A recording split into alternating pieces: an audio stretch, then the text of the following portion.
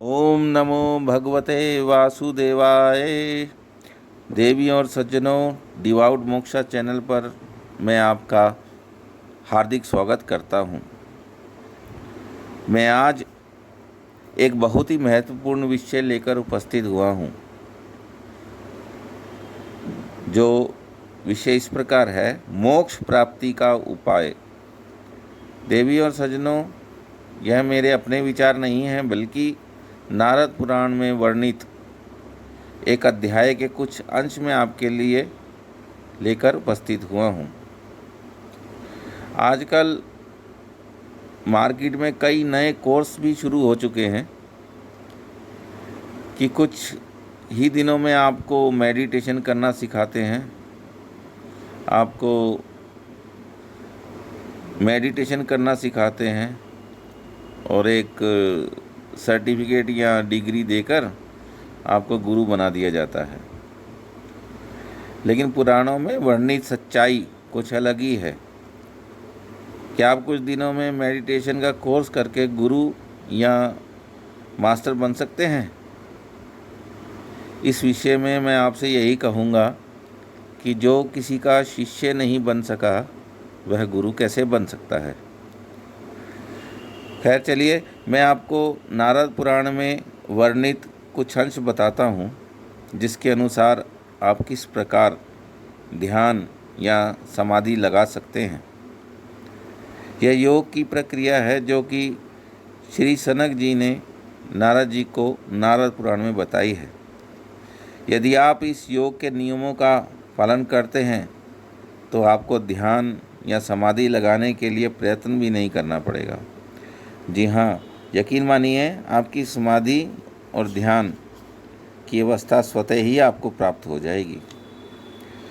तो आप कृपया इसको चाहें तो नोट कर सकते हैं। इसके नियम इस प्रकार हैं: पहला है यम, दूसरा नियम, तीसरा आसन, चौथा प्राणायाम, पांचवा प्रत्याहार, 6 धारणा, 7 ध्यान और अंतिम 8वां है जो कि आपकी समाधि स्वतः ही लग जाएगी। इसमें प्रथम यम है, उसके भी 7 अंश और हैं जो मैं आपको बताता हूँ। पहला है अहिंसा, दूसरा सत्य, तीसरा अस्तेय, चौथा ब्रह्मचर्य, पांचवा परिग्रह, छठा अक्रोध और 7वां अनसूया।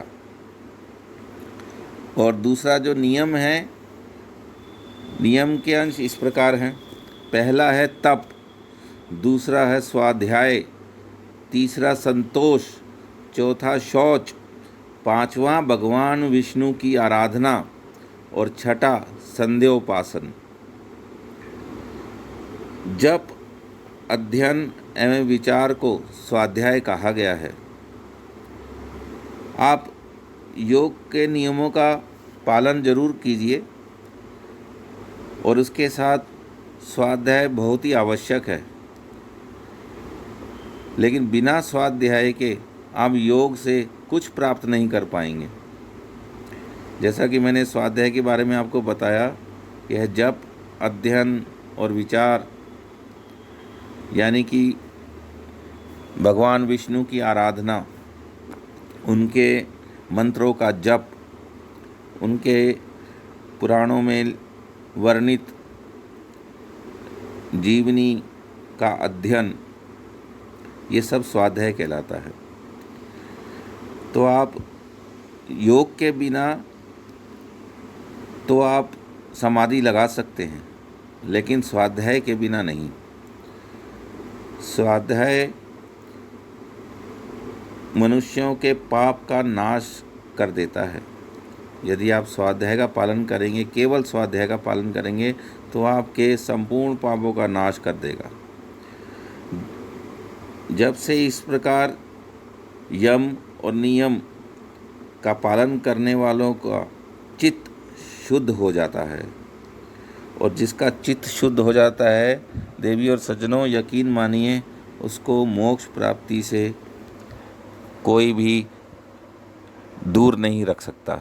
तो आपको मोक्ष की प्राप्ति अवश्य ही मिलेगी। तो देवी और सज्जनों, यह एक छोटा सा अंश मैंने आपको बताया है। ये बहुत ही बड़ा अध्याय है जिसका संपूर्ण विवरण इस प्रकार बोलकर नहीं दिया जा सकता, क्योंकि ये वीडियो बहुत छोटे बनाने पड़ते हैं। तो मैं अगले वीडियो में आप लोगों के लिए इसकी विस्तार से विवेचना लेकर अवश्य ही उपस्थित होऊंगा। तो देवी और सज्जनों, आपको मुझे ध्यान से धैर्यपूर्वक सुनने के लिए मैं हार्दिक अभिनंदन करता हूँ।